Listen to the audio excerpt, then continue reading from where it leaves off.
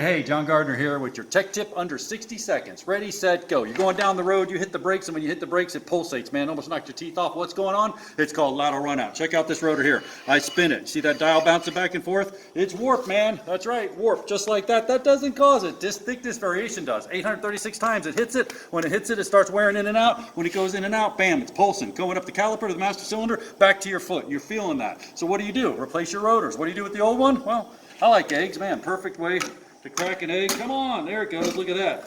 Boom. Ooh, a little rough, which never hurt anybody. Throw that in the garbage. And voila. A perfect scrambled egg. Under a minute. What are you doing? I've been here the whole time. The trash can's over here, you jerk. Ugh.